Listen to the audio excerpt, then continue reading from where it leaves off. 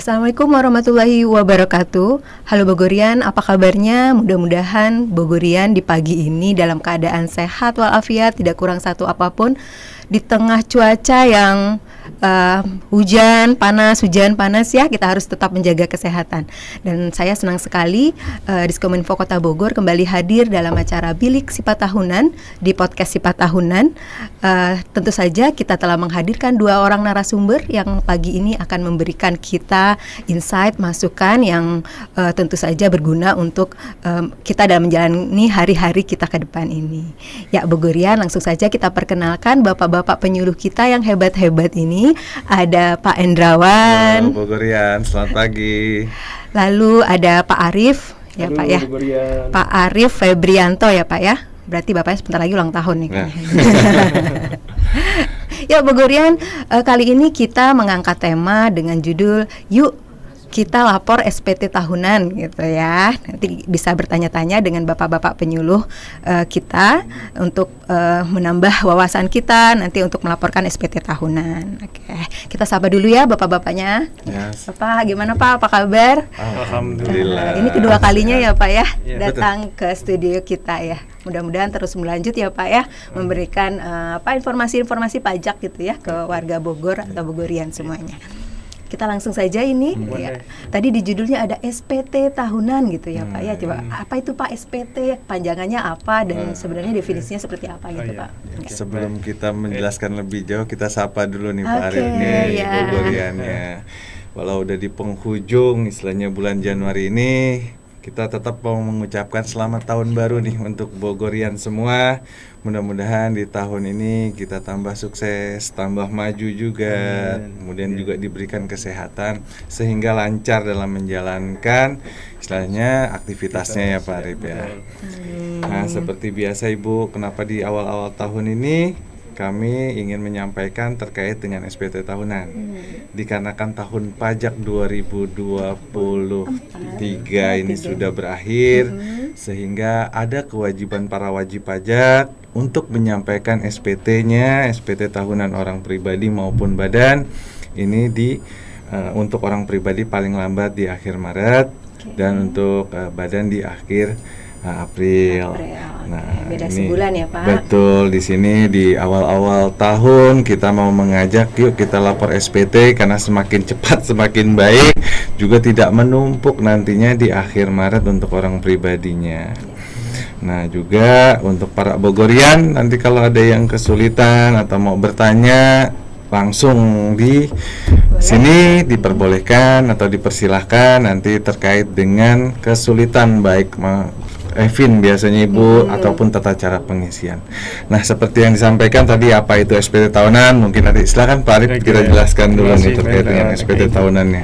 Oke baik. Oke Bogorian, mungkin di sini banyak Bogorian yang sudah punya kartu NPWP ya di dompetnya masing-masing atau bahkan ada di NPWP digital. Di dalam kartu tersebut atau di NPWP tersebut ada suatu kewajiban yang memang harus kita tunaikan sebagai warga negara Indonesia. Jadi SPT tahunan sering kita dengar ya Bogorian ya. Jadi SPT sebetulnya singkatan.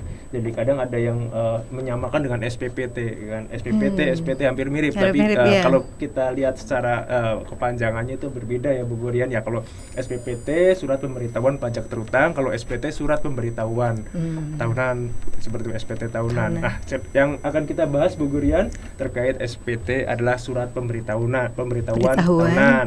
Nah, SPT ini adalah suatu kewajiban ya Bogorian ya bagi yang sudah memiliki NPWP. Di sini Bogorian pasti banyak yang sudah bekerja, ada yang usaha. Dan pasti punya NPWP. Nah, NPWP tadi harus kita tunaikan dengan melaporkan SPT tahunan. Nah, SPT tahunan itu apa? Jadi SPT tahunan adalah sarana untuk melaporkan segala bentuk penghitungan dan pembayaran pajak. Jadi di situ isinya bisa objek pajak, bukan objek pajak, kemudian juga ada untuk melaporkan harta, kewajiban kita atau utang-utang kita. Nanti kita masukkan ke dalam surat pemberitahuan tadi yang akan diserahkan kepada otoritas pajak. Dalam hal ini adalah di Direktorat Jenderal Pajak. Seperti itu Bogorian. Jadi SPT itu tadi kepanjangannya adalah surat pemberitahuan. Oke. Tadi kan ada SPT tahunan itu wajib dilaporkan gitu ya Pak ya. Jadi sebenarnya siapa nih Pak yang wajib lapor SPT tahunan? Oke, untuk yang wajib lapor SPT tahunan sebelumnya kita garis besarkan dulu nih Bu, para wajib pajak. Kalau dalam statusnya di kami secara garis besar saja ya, SPT para wajib pajak itu dilihat dari statusnya. Ada status aktif atau tidak aktif, kita sebut biasanya dengan terkenal di luar tuh non efektif, ataupun nanti para wajib pajak yang sebetulnya orang yang para wajib pajaknya ada, tetapi status NPWP-nya itu terdelete. Nah, itu dibagi menjadi 3. Siapakah yang wajib lapor SPT tahunan? Yang pertama otomatis di sini adalah para wajib pajak yang dia terdaftar aktif di KPP Pratama, ataupun Madya, ataupun LTO, ataupun di Direktorat Basis Data Direktorat Jenderal Pajak, dia terdaftar aktif sebagai para wajib pajak. Disitulah mereka ada kewajiban untuk melaporkan SPT tahunan. Aktif ini kita lihat dulu, mungkin ada beberapa para wajib pajak yang baru terdaftar di awal Januari 2024 itu belum walaupun aktif tapi belum berkewajiban untuk melaporkan SPT 2023 karena dia baru terdaftar di 2024. Pak, mohon maaf dipotong sendiri. Siap. Kalau aktif itu berarti dia punya NPWP gitu. Itu udah dia ketika membuat NPWP itu dia aktif. Oke. Ada 3 Ibu, makanya garis besarnya sebetulnya bukan dilihat dari dia ber-NPWP atau tidak ber-NPWP. Kalau tidak ber-NPWP ya jelas dia dalam artian di sini sudah sudah belum terdaftar sebagai wajib pajak. Ini adalah para wajib pajak yang sudah terdaftar dan memiliki NPWP. 3 garis besar itu. Jadi ada beberapa para wajib pajak NPWP-nya sudah ada. Tapi statusnya dia ada 3 tadi secara garis besar. Yang pertama adalah aktif, yang kedua tidak aktif ataupun di sini disebut biasanya non efektif, ya, terkenalnya. Yang ketiga itu biasa terdelete atau terhapus. Ada beberapa wajib pajak yang mungkin berkewajiban menyampaikan SPT terkait tadi yang saya sampaikan, mungkin dia aktif nih. Yang aktif dulu ya Bu ya. Tapi dia baru terdaftar di tahun 2024. Jawabannya berarti dia belum ada kewajiban untuk melaporkan SPT. Nanti di tahun 2025 dia akan melaporkan SPT tahunan yang 2024. Nah, itu yang wajib karena dia terdaftar aktif. Yang kedua adalah para wajib pajak yang saat ini terdaftar mungkin di 2023 itu terdata atau statusnya itu adalah non efektif atau tidak aktif. Tetapi 2023 para wajib pajak ini memiliki penghasilan yang berasal atau bersumber dari kegiatan atau tiba-tiba di 2023 dia bekerja. Nah, ada 2 di sini untuk para kita lingkup ini kita bahas dulu aja terkait dengan SPT tahunan OP ya Bu, biar tidak meluas, kita di slam dulu. Ini baru SPT tahunan. Nah, untuk para wajib pajak yang kemudian para orang pribadi ini dibagi menjadi 2. Yang pertama adalah melakukan kegiatan usaha atau pekerjaan bebas, yang kedua adalah pegawai. Taruh yang di 2023 misalkan tiba-tiba saya jadi pegawai. Tadinya saya non efektif karena apa ya? Saya belum jadi pegawai Pak. Saya non efektif di dalam. Atau saya tidak melakukan kegiatan usaha atau tidak memiliki pekerjaan bebas sehingga saya menjadi non efektif.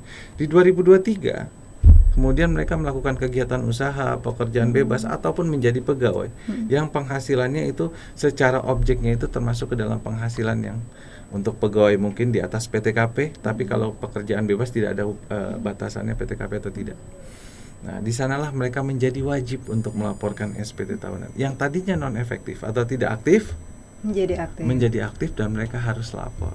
Untuk orang pribadi batasannya apa?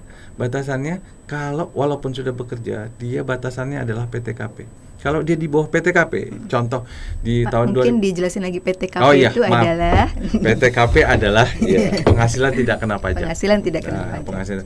Kalau penghasilannya masih di bawah penghasilan, kita sebut PTKP aja Bu ya, kita simpan. Yang terdelete nih, terhapus. Ada juga kemarin beberapa kejadian wajib pajak datang, mungkin dulu pajak itu belum tentu. Makanya datang dulu ke KPP Pratama apabila kesulitan. Nah, tapi untuk orang pribadi baik pegawai ini yang 1771A1 dan A2 memang betul yang disampaikan Pak Arief, tolong dibawa bukti potongnya kalau mau mendapatkan istilahnya atau mengisi SPT di KPP, karena kami nggak tahu yang membayarkan gaji itu kan bukan dari KPP.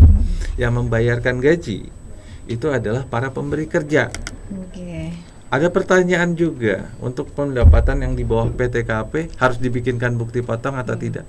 Selama pegawainya itu aktif yang tadi kita sampaikan bahwa mereka harus melaporkan SPT tahunan, itu dibikinkan. Karena mereka kasihan nanti bingung begitu lapor.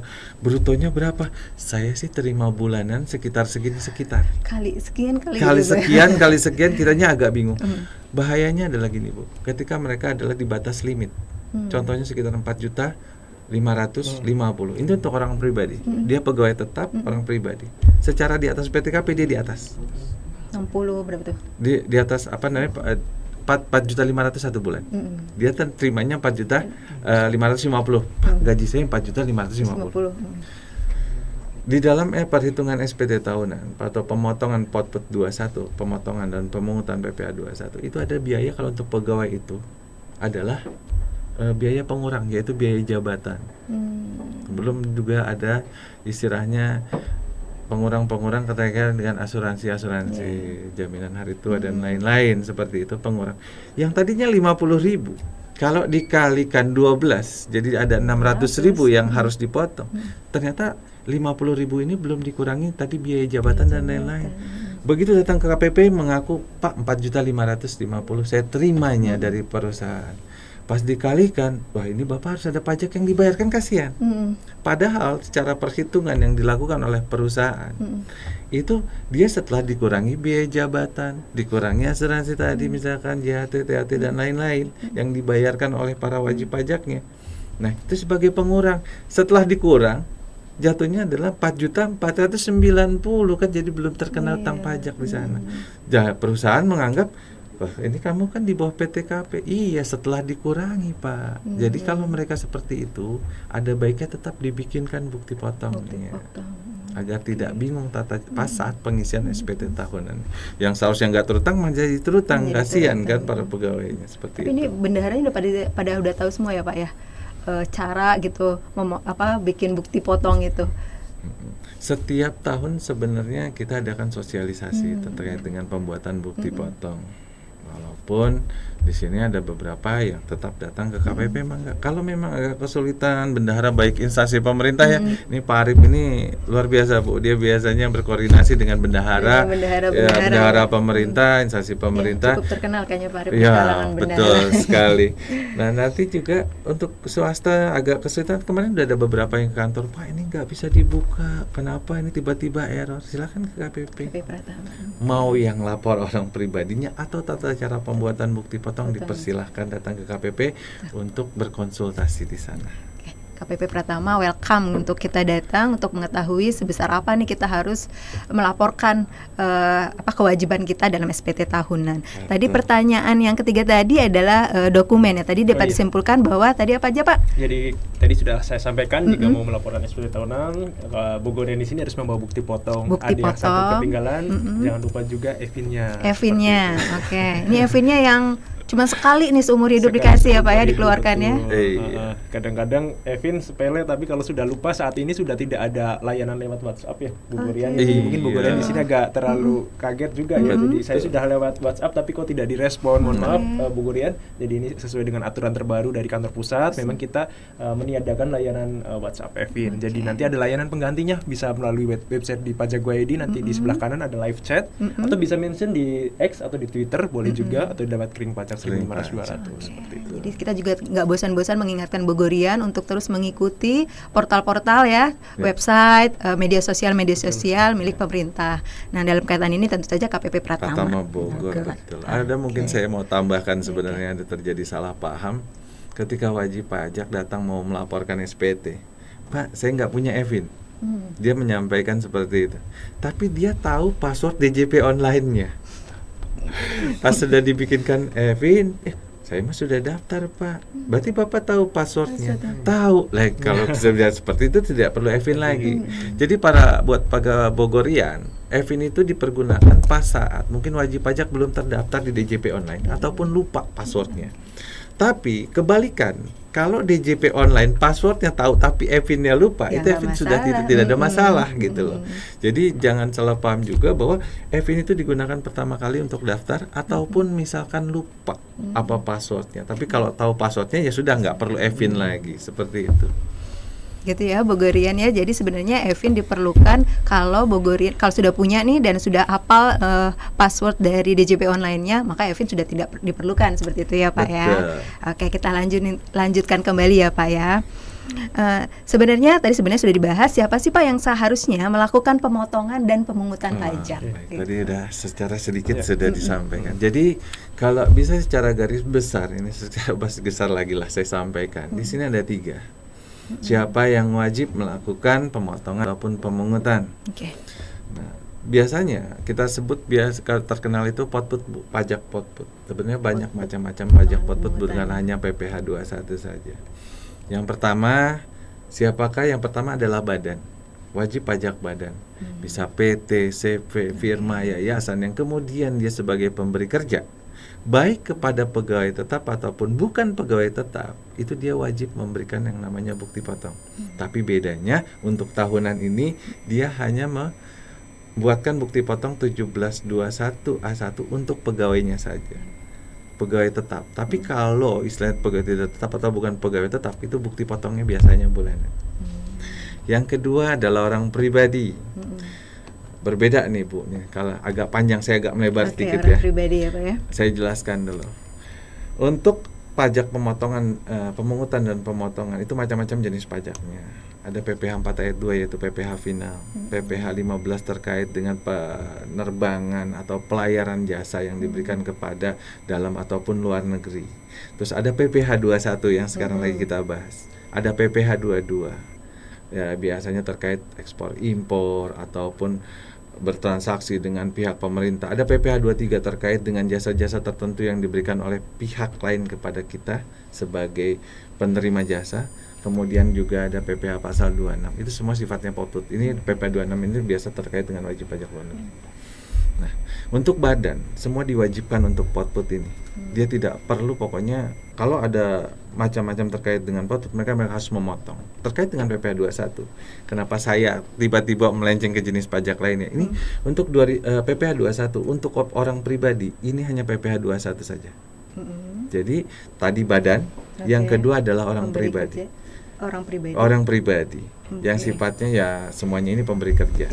Jadi dia harus boleh memotong PPh 21. Tapi kalau untuk pajak lainnya tadi untuk orang pribadi itu harus dapat menunjukkan dulu Ibu. Ditunjuk, dan itu izin ke KPP atau ditunjuk dari KPP untuk melakukan pemotongan dan pemungutan. Orang pribadi hanya 21 saja. Kalau badan tadi PT, CV dan lain-lain itu semuanya harus melakukan pemotongan apabila terjadi transaksi. Nah, yang ketiga ada badan tertentu nih. Saya nyebutnya, mohon maaf, badan tertentu.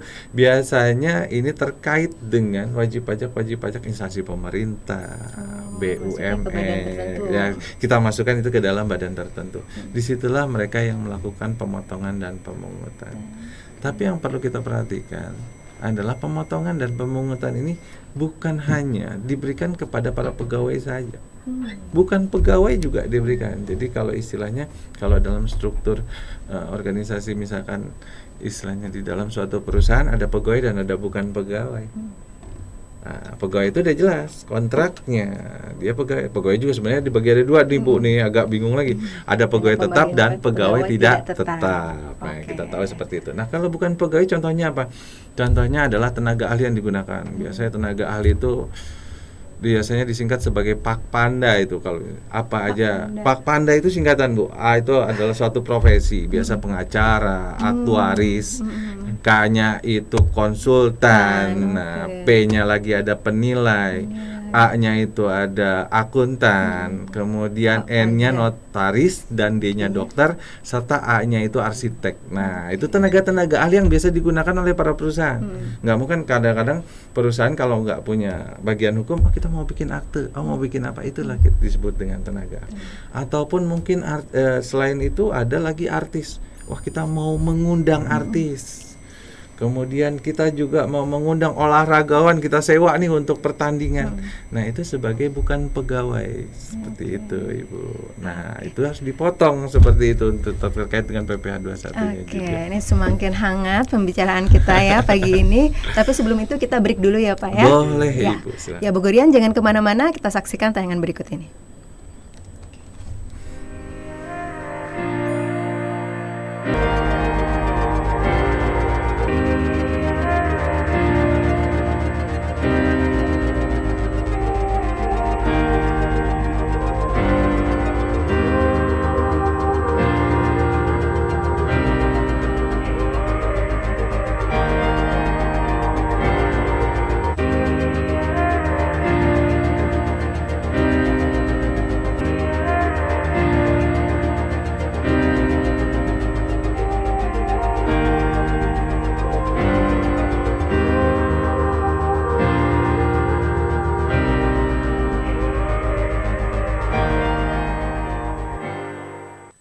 Ambilin sekarang, gak pakai lama.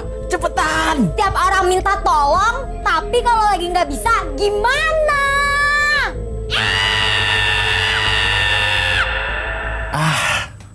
Pas.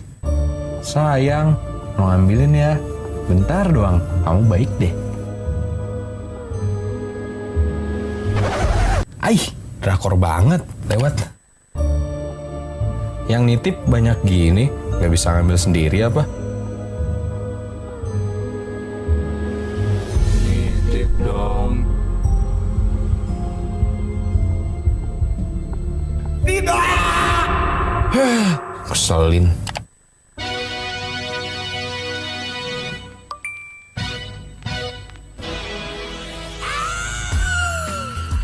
Sekarang, ambil berkas kependudukan di Kota Bogor, gak perlu ke kantornya. Cukup gunakan aplikasi Pakuan Prima. Kamu bisa pilih drive-thru seperti biasa, atau pilih tombol driver Gojek agar berkas kamu langsung diantar ke rumah. Bukan hanya KTP, bukan hanya kartu keluarga, tapi berlaku untuk semua berkas kependudukan. Nggak pakai capek, nggak usah nitip, nggak kepanasan, apalagi kehujanan. Pakuan Prima, bikin semua bahagia. Selamat datang di tutorial login www.pajak.go.id menggunakan NIK 16 digit bagi wajib pajak orang pribadi. Berdasarkan Peraturan Menteri Keuangan Nomor 112 Tahun 2022, terhitung mulai 14 Juli 2022 terdapat 3 format NPWP sebagai berikut. Pada periode 14 Juli 2022 sampai dengan 31 Desember 2023, NPWP format baru masih digunakan secara terbatas. Selanjutnya, mulai 1 Januari 2024, NPWP format baru diterapkan secara menyeluruh pada layanan administrasi perpajakan. Berikut tahapan login pada www.pajak.go.id menggunakan NIK 16 digit. Pertama, buka situs www.pajak.go.id pada browser Anda, lalu tekan login. Kedua, masukkan 16 digit NIK sesuai KTP, gunakan kata sandi yang sesuai, masukkan kode keamanan yang tersedia, dan akhiri dengan klik login. Jika data yang Anda masukkan benar, pada layar akan muncul dashboard profil Anda. Selamat, login menggunakan NIK 16 digit berhasil dilakukan.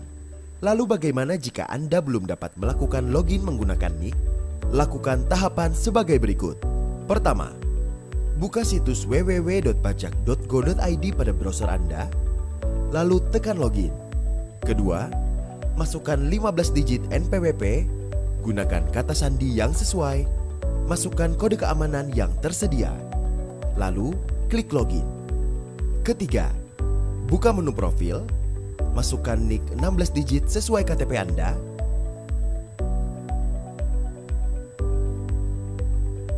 cek validitas NIK, lalu klik ubah profil.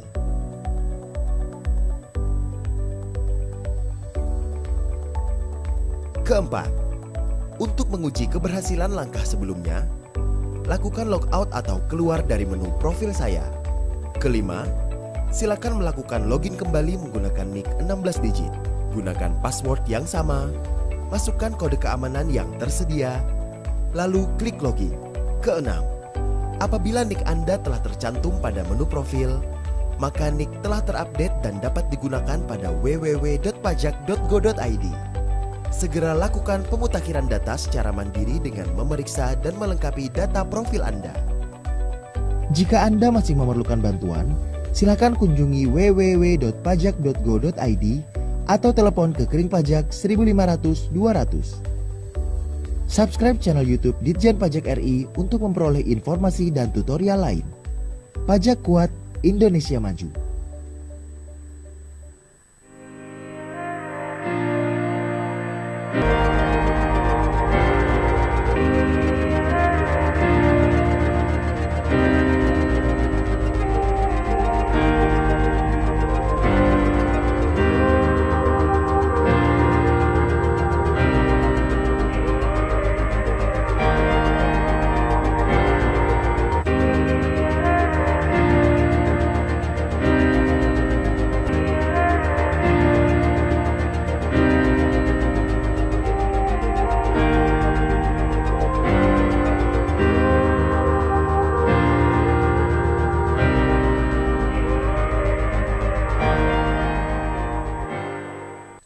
Bogorian, kembali lagi kita dalam podcast Sifat Tahunan dengan tema Yuk Lapor SPT Tahunan. Kita fokuskan lagi, kita tekankan lagi bahwa lapor SPT Tahunan ini tentang SPT orang pribadi gitu ya Pak ya, SPT Tahunan orang pribadi. Tadi disinggung sedikit mengenai SPT Tahunan badan gitu ya Pak ya. Kita melanjutkan lagi ke pertanyaan selanjutnya nih Pak. Tadi sudah disinggung tentang bukti potong sebagai juga salah satu dokumen yang harus kita siapkan untuk melaporkan SPT tahunan. Bisa disebutkan nggak Pak, apa sih manfaat bukti potong ini? Gitu. Baik, oke. Bogorian, jangan lupa ya kalau tadi sudah mau lapor SPT tahunan, bukti potongnya sudah ada, tapi nggak tahu ini manfaatnya apa. Oke, secara aturan bukti potong memang diperlukan sebagai dasar untuk pelaporan. Apalagi di sini Bogorian mungkin melakukan pekerjaan atau memberikan jasa kepada pemberi kerja tadi, bahwa Bogorian sudah melaksanakan kewajiban terhadap pemberi kerja adalah dilakukan pelunasan PPh oleh pemberi kerja atau pemotong seperti itu. Nanti Bogorian akan mendapatkan bukti pemotongan atau pemungutan PPh karena kita tidak menyetorkan pajak sendiri karena kita dilakukan pemotongan atau pemungutan. Nah, manfaatnya apa Bogorian? Jadi di sini sebagai dasar tadi tentu saja untuk pelaporan SPT tahunan. Apalagi nanti Bogorian ternyata di sini pada saat melaporkan SPT tahunan statusnya lebih bayar. Nah ini jangan lupa ya Bogorian, ketika memang kondisi sebetulnya memang lebih bayar kondisi SPT-nya itu memang harus dilampirkan di dalam SPT tahunan. Jadi jangan tidak dilakukan apabila melalui online, jangan tidak di-scan ya. Jadi dilakukan scanning kemudian di-upload lampiran bukti potong tadi karena akan diminta. Satu. Jadi nanti tentu saja akan dilakukan penelitian oleh petugas pajak apabila tadi bukti potong pajaknya menyebabkan lebih bayar seperti itu untuk kasus lebih bayar. Tapi untuk yang bagi yang karyawan atau yang nihil seperti itu adalah sebagai dasar untuk melaporkan. Jadi angkanya tentu saja tidak ngarang ya. Jadi memang dari pemberi kerja memberikan kita penghasilan neto sekian, ada pengurangan sekian dan penghasilan PPh yang terutang sekian dan dipotong sekian akan dicantumkan di SPT. Manfaatnya seperti itu. Ada yang mau ditambahkan Pak Hendrawan? Iya, betul, tadi sebetulnya sudah lengkap yang disampaikan Pak Arif. Cuma kalau dilihat dari bukti potong ini ada beberapa yang istilahnya agak terlewat oleh para penerima penghasilan dari pemberi kerja. Jadi bukti potong itu kan diberikan oleh para pemberi kerja ke penerima penghasilan. Dalam artian di sini adalah karyawan tadi, karyawan tetap atau tidak tetap, pegawai istilahnya, bukan pegawai tetap. Nah, cuma di sini yang kita lihat adalah selembar bukti potong itu sebetulnya menggambarkan penghasilan kita, itu yang pertama. Kita terimanya segini, bener nggak ya? Gitu. Kalau kan jadi kelihatan di situ dari bukti potongnya. Kenapa saya terimanya tiap bulan 5 juta, tapi kok di bukti potong saya sampai dengan 10 juta. Nah, itu kelihatan sebetulnya gitu. Bukan hanya untuk kepentingan pajak, tapi para penerima bukti potong mengetahui setahun saya terimanya segini. Nah, itu yang pertama. Terus yang kedua itu terkait dengan para wajib pajak yang kemudian agak kesulitan nantinya untuk menggambarkan dalam pelaporan SPT tadi berapa penghasilan per tahunnya nanti. Nah, tadi yang sudah kita bahas di awal, nanti berapa ya setahun, berapa yang menjadi pengurang, disitulah dijelaskan dan sudah dikurangi oleh para pemberi kerja. Terus ada juga para wajib pajak yang dalam pengurangnya itu contohnya adalah PTKP tadi. PTKP itu kan belum tentu sama setiap tahunnya. Mungkin karena kita menikah, kemudian ada tambah anak, tanggungan dan lain-lain. Di situ nanti kita jadi aware. Loh, berdasarkan bukti potong ini kok saya belum menikah. Saya kan sekarang sudah menikah berarti tahun depan kita harus lapor kepada pemberi kerja agar PTKP-nya itu ditingkatkan. Kan istilahnya hak para wajib pajak. PTKP itu yang tadinya 54 juta berubah menjadi 58.500.000 sebagai pengurang nanti penghasilannya yang dikenakan pajak. Nah, seperti itu. Jadi ada beberapa manfaat lah, cuman kadang kurang dipahami ini sebetulnya untuk apa. Dan yang ketiga, yang selanjutnya adalah ketika para wajib pajak kemudian sudah diberikan bukti potong yang di situ ada pemotongan PPh pasal 21, itu menyatakan bahwa para pemberi kerja melakukan pemotongan PPh 21. Jadi kalau ditagih lagi sama pajak Pak PPh 21 loh, saya kan sudah Sudah ada bukti dipotong. potongnya. Ini bukti potong yang menyatakan bahwa pemberi kerja saya melakukan pemotongan atas penghasilan saya.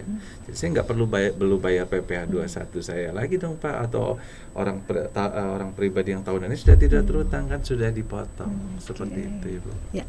Jadi bukti potong itu juga sebagai data kita pribadi sebenarnya untuk mengetahui berapa penghasilan kita setahun, cross check lah gitu ya Pak ya, harus di cross check nih dari bendahara kita menerima bukti potong, kita jadi mengetahui oh data kita itu selama setahun seperti ini gitu, dan kita bisa mengetahui itu.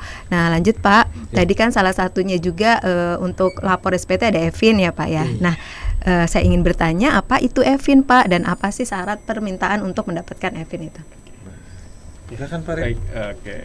Dan mungkin sebelum ke Evin, mungkin jadi kita harus menyiapkan data tadi ya, bukti potong Bukti pajak, potong. kemudian Evin tadi nanti bagaimana untuk melaporkannya ya kan. Oke. Jadi di sini untuk Evin sendiri, Bu Rian, seperti yang sudah dijelaskan di awal tadi bahwa Evin itu sebetulnya adalah nomor unik ya yang diberikan oleh Direktorat Jenderal Pajak kepada masing-masing wajib pajak. Tidak ada yang sama nih antara satu wajib pajak dan yang lainnya. Mungkin ada beberapa Bu Rian di sini mungkin nggak terlalu penting Evin, akhirnya mungkin nomor tersebut yang unik tadi bocor atau disebarkan, nah itu di luar tanggung jawabnya DJP. Jadi jangan sampai kerahasiaan Evin tadi diketahui oleh pihak lain yang tidak berkepentingan. Karena Evin tadi adalah gunanya untuk mendapatkan layanan administrasi terkait perpajakan, termasuk salah satunya adalah untuk mengakses DJP online seperti itu. Itu adalah Evinnya ya. Kemudian syaratnya tentu saja kalau di kita Evin sama seperti yang lain, berarti kita harus membutuhkan validasi bahwa ini adalah yang bersangkutan. Ditunjukkan dengan apa? Berarti dengan identitas diri ya kan, KTP seperti itu ya. Diajukan. Untuk saat ini Evin memang menurut aturan terbaru memang tidak bisa melalui layanan WhatsApp, tapi jangan khawatir Bu Rian, masih tersedia layanan lain, bisa melalui website pajak, di Pajak ID live chat, atau bisa mention di Twitter atau di X, kemudian lewat telepon di Kering Pajak. Tapi dengan catatan itu hanya untuk lupa saja ya. Kalau belum pernah sama sekali belum pernah memiliki Evin, harus aktivasi Evin. Berbeda ya. Jadi kalau aktivasi Evin harus mencantumkan data email dan nomor handphone, dan itu harus datang ke KPP seperti itu. Jadi untuk membuat harus datang langsung ke KPP seperti itu ya. Betul. Kalau lupa boleh melalui tadi portal website ataupun X ya, atau Twitter tadi. Atau juga bisa dengan telepon Kering Pajak ya Pak ya. Oke. Lanjut Pak, sekarang ini kan tahun 2024 katanya disebut bahwa NIK ini akan menjadi NPWP gitu ya. Pemadanan. Nah, itu seperti apa Pak? Baik. Ini terkait dengan NPWP nantinya. Sebetulnya nomor NPWP yang saat ini digunakan yang 15 digit akan berubah menjadi 16 digit. Nomor NPWP nantinya yang digunakan adalah NIK. Jadi yang tadinya 15 digit menjadi nanti. Karena yang tadinya mengacu kepada database di DJP itu terkait dengan yang sudah diberikan sebelumnya yang 15 digit, nanti kita dengan data kependudukan sama. Jadi berapa NPWP-nya? Aduh, kartu NPWP nggak ada, tapi punya KTP. Nah itulah nantinya tuh. Nah itu nantinya untuk para wajib pajak per 1 Juli 2024 itu diharapkan nanti untuk DJP sudah bisa memberikan layanan di mana NPWP itu nomor pokok wajib pajak adalah NIK-nya. Bagaimana caranya para wajib pajak merubah yang 15 digit ini kepada 16 digit? Yang pertama, Direktorat Jenderal Pajak dalam basis datanya apabila dinyatakan itu sudah sama, pas daftarnya pakai NIK yang sebenarnya, sudah mencantumkan, sudah IKTP juga, itu biasanya nanti secara otomatis dia ada yang otomatis dan ada yang tidak, sehingga ini harus melakukan pemadanan tadi. Bagaimana kita ngelihat valid atau tidak valid atau perlu pemutakhiran data? Nanti bisa di pajak.go.id nantinya di sana kita lihat wajib pajak statusnya non efektif, valid atau tidak valid. Kalau bagi wajib pajak tadi yang disampaikan sama Pak Arief itu terkait dengan Evin untuk layanan DJP online, pemadanannya ini yang pertama adalah lewat online, melakukan pemadanan sendiri melalui DJP online, nggak perlu saya ke KPP. Ya, divalidasi di menu nantinya DJP online, kita melakukan validasi di sana. Kita masukkan NIK kita di situ. Tapi apabila di situ dinyatakan sudah valid ya sudah tidak perlu lagi. Tapi perlu pemutakhiran ataupun nanti istilahnya ada status lain yang selain valid itu, makanya wajib pajak melakukan pemalitan data melalui DJP online. Nanti sehingga pas sudah valid, nah itu nanti sudah selesai. Bukan hanya sebetulnya yang saat ini diperlukan adalah validasi terkait dengan NIK saja. Sebenarnya data-data lain juga ada yang perlu divalidasi. Terkait data lainnya, contohnya email dan nomor telepon nanti bisa dirubah. Status wajib pajak, KLU-nya apa, kegiatan usahanya apa, pegawai atau ASN, TNI, Polri, ataupun pegawai swasta, karyawan BUMN. Ada lagi yang satu lagi yang sering terlewat, data keluarga ditetap. Istri, Jadi kita masukkan anak, istri gitu ya. dan anak. Fungsinya apa? Ya untuk memverifikasi K2 benar nggak nih nikah anak 2. Ternyata di situ sudah. Tapi yang untuk sementara ini pemalidan itu terkait dengan NIK dan NPWP tadi. Yang kedua dilakukan para wajib pajak yang belum menggunakan online.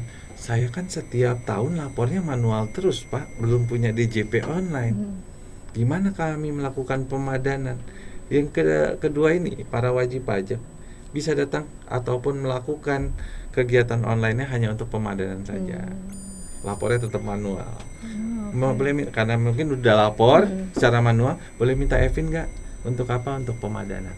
Ataupun bisa nggak sih di KPP, dipersilahkan datang ke KPP melakukan pemutakhiran data mandiri dengan membawa KTP, NPWP, dan KK.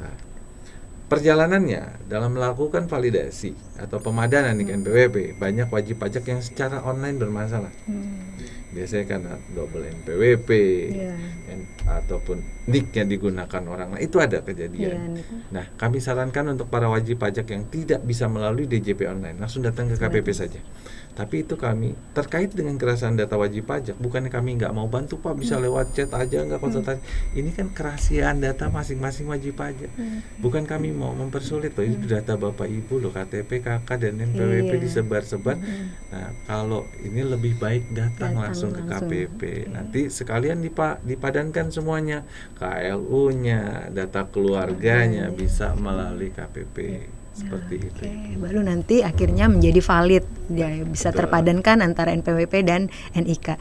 Pak, tadi saya balik lagi ke awal. Tadi kan Bapak sebutkan bahwa ada NPWP terdelete gitu, Pak ya. Iya. Nah, untuk kasus setelah terpadan ini, Pak, apakah masih ada kasus NPWP terdelete? Karena kan udah sama nih. NPWP adalah NIK kan, NPWP ada NPWP gitu. Terkait dengan terdelete, ini gini Bu, ada dua. Yang pertama, terdelete ini yang tadi dimaksudkan adalah wajib pajaknya masih ada, subjeknya masih ada. Cuman objeknya mungkin nggak pernah lapor dan lain-lain atau sudah tidak ada, dia sehingga terdelete. Nah, untuk wajib pajak seperti ini nanti kan sebetulnya pemadanan ini justru baru dia diaktifkan dulu, baru dipadankan. Terkait dengan pemadanan nantinya seperti apa yang terdelete juga, ya kalau nggak padan otomatis nanti ada dua nih wajib pajak, menjadi non efektif ataupun dihapus. Contohnya apa? Wajib pajak ada double. Sebenarnya yang satunya ini orangnya yang sama, cuman ada double. Otomatis di sini yang dipadankan yang di sini. Yang ini kan seharusnya yang double ini harusnya di delete. Iya, harus satu ya, Pak. Harus satu. Nah, terdelete seperti itu karena double. Yang kedua, ada kemungkinan wajib pajak yang kemudian dia meninggal. Penghapusan NPWP bukan berarti orang tidak bekerja dihapus NPWP. Nomor pokok wajib pajak melekat kepada subjeknya. Karena kalau kita bisa dibilang wajib pajak atau subjek pajak itu siapa aja? Yang pertama WP badan, orang pribadi, dan warisan belum terbagi. Warisan terbagi nih orangnya udah nggak ada, Bu. Tapi dalam artian masih ada warisan yang belum dibagi. Nah, melekat kepada subjek tadi yang saya sampaikan, kalau dianya masih ada, ini NPWP-nya sebetulnya belum boleh dihapus. Subjeknya ada, single atau tunggal bukan double tadi, nggak boleh dihapus. Tapi misalkan orangnya sudah meninggal, bagaimana Pak? Kita delete aja, kita hapus, boleh. Tapi pastikan warisannya sudah terbagi sehingga subjeknya benar-benar hilang. Subjek pajaknya benar-benar hilang. Nah, dari sanalah baru pemadanan ini nantinya terkait pemadanan ada kemungkinan nggak terdelete atau enggak, ya mungkin bisa terjadi double meninggal, ya nantinya setelah padanan KTP aja udah nggak punya, kan gitu. Berarti seperti step itu. awalnya tetap ya Pak ya, NPWP-nya diaktifkan dulu, baru kita dipadankan lagi. Tidak perlu aktif. Dalam Tidak artian aktif. kita pisahkan. Kak, ini kita hidupkan kembali untuk yang Hidupkan, soalnya sorry. kalau yang non efektif itu tidak perlu dia aktif dulu untuk Iya. dipadankan, Bu. Tetap statusnya bisa non efektif tapi dia padan. Padan, oke. Sehingga sewaktu-waktu bisa digunakan. Oke. Lalu Pak, apa konsekuensinya jika kita nggak melakukan pemadanan NIK dan NPWP ini? Ada yang Nah. bilang nanti saya nggak bisa nerima gaji gitu ya. Monggo Pak Arif. Ya, baik. Oke, Bogorian. Nah, ini untuk tenggat waktunya sampai 30 Juni 2024. Oke, Ya, di untuk sini kalau memadankannya ya, Pak, ya. pemadanannya. Jadi kalau di sini Bogorian sebagai PNS, TNI, Polri sepertinya sudah merasakan dari bendaharanya sudah dikasih list data yang tidak valid. Nah, untuk Bogorian yang lain bagaimana? Oke. Jadi Bogorian, untuk konsekuensi apabila kita tidak melakukan pemadanan NIK dan NPWP, saat ini seluruh instansi lembaga hampir semuanya menggunakan data kependudukan seperti itu, dari data dari Dukcapil. Jadi yang pertama tentu saja dengan tidak padan tersebut, Bogorian akan merasa kesulitan pada saat melakukan kewajiban perpajakannya, Pajakan. misalnya dalam mengakses DJP online. Kalau untuk instansi lain bagaimana? Misalnya di sini Bogorian mau membeli tanah, jual beli tanah, membeli tanah. Di BPN ternyata ada validasi data juga dari notaris terkait penginputan NIK dan ternyata tidak padan, pasti Bogorian akan tidak dapat melaksanakan proses tersebut. Di bank, misalnya Bogorian di sini mau melakukan peminjaman atau melakukan akad lain, juga sama akan mengalami kesulitan.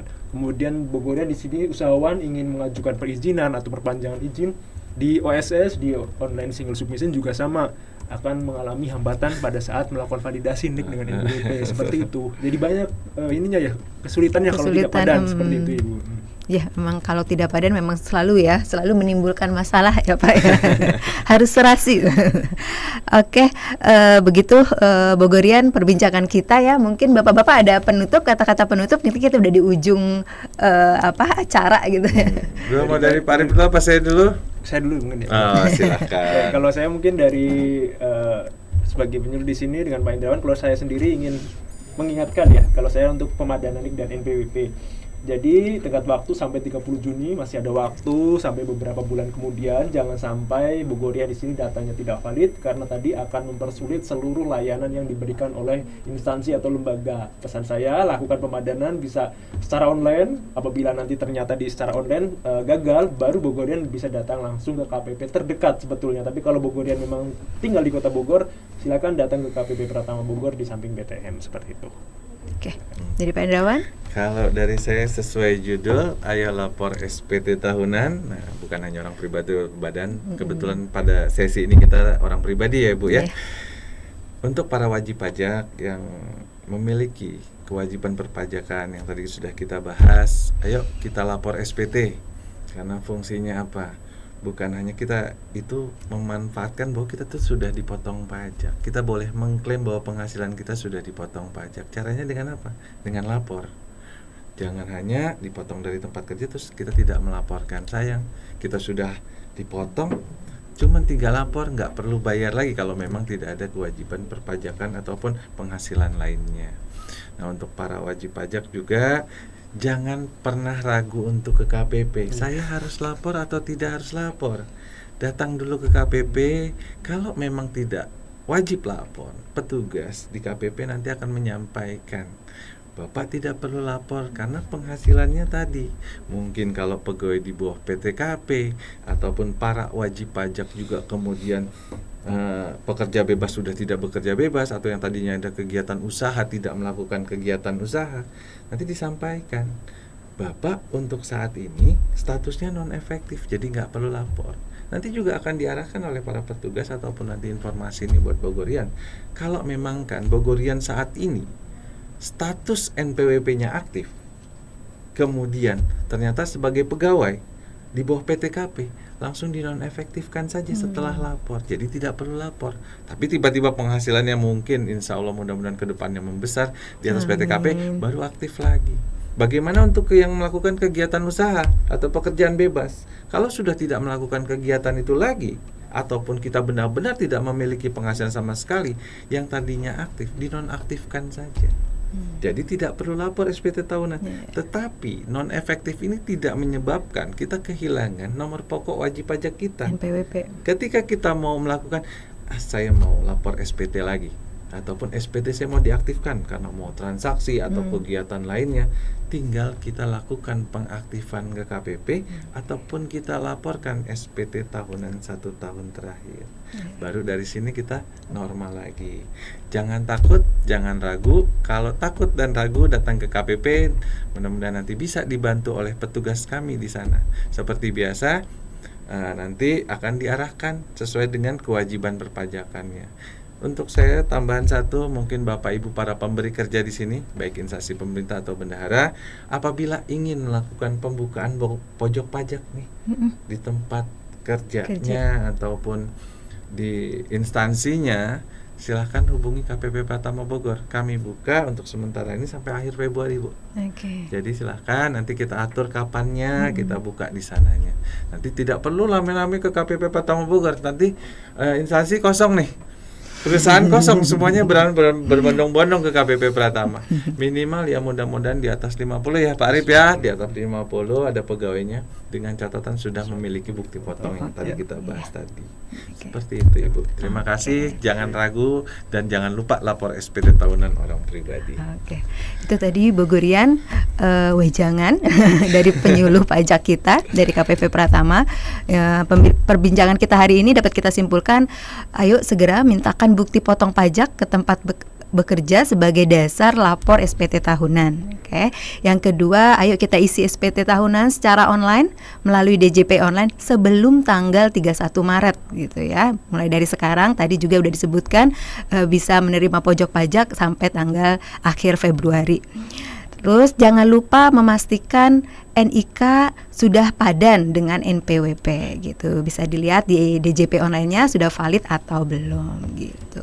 Demikian Bogorian perbincangan kita kali ini. Saya tidak bosan-bosan mengingatkan, jangan lupa mengikuti, follow akun-akun milik pemerintah Kota Bogor maupun KPP Pratama. Nanti untuk mendapatkan informasi-informasi tentang perpajakan di KPP Pratama. Demikian saya akhiri. Wassalamualaikum warahmatullahi wabarakatuh. Waalaikumsalam. Terima kasih Ibu. Sampai jumpa lagi Bogorian.